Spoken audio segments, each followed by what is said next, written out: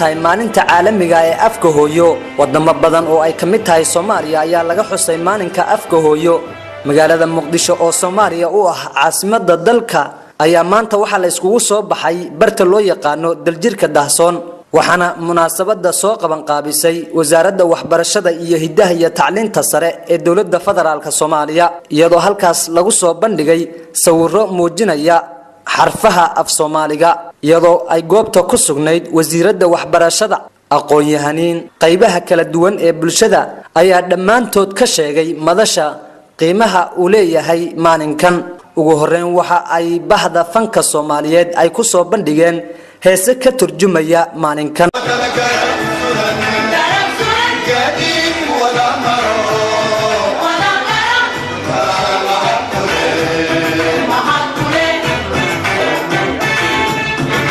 wasiiradda waxbarashada iyo hidaha iyo tacliinta sare ee dawladda Soomaaliya Khadra Bashiir Cali ayaa khudbad dheer oo ku aadan maalinkan ka jeedisay madasha waxaana ay sheegtay in ay xoojin doonto wasaaradda waxbarashadu af Soomaaliga oo aan dadka ku adkayna qiimaha oo afka leeyahay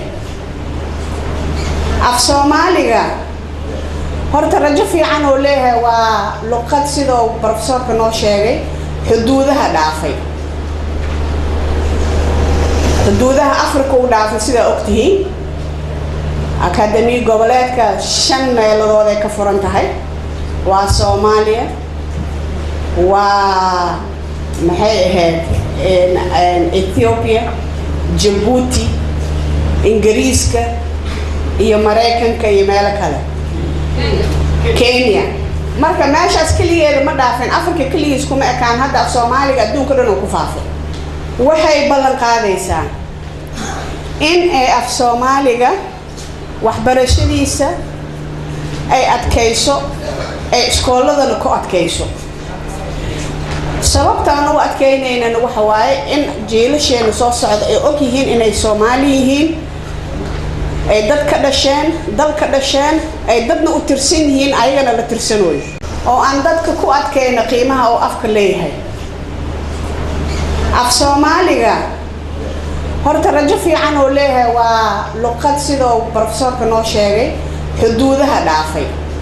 dhanka kale waxa ay sheegtay Khadra Bashiir Cali wasiiradda waxbarashada iyo hidaha iyo tacliinta sare in ay soo celin doonto qiimaha uu lahaan jiray afka Soomaaligu gaar waxaan u celinayaa madaxweynaha waddanka Djibouti oo asiga burburka markaan galna afkeeni soo qabtay oo sii celiyay laakiin amaantaasayto aad iyo aad baan ugu amaanaynaa wuuna leeyahay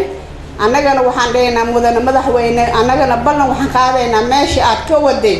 aan annagana kula wadaynaa afkeena hooy waan xoojinaynaa waxbarashadiisa waan adkaynaynaa cilmi baaristiisa waan sugaynaa adduunkana annaga qaadanayno maxay ahayd hogaankii aan lahaan jirnay luqadeena cilmi baaristeeda iyo luqadeena suugaanteeda iyo barashadeeda adduunka anaga lahaan jirnay taasna waan soo ceshan doonaa ilaahay diira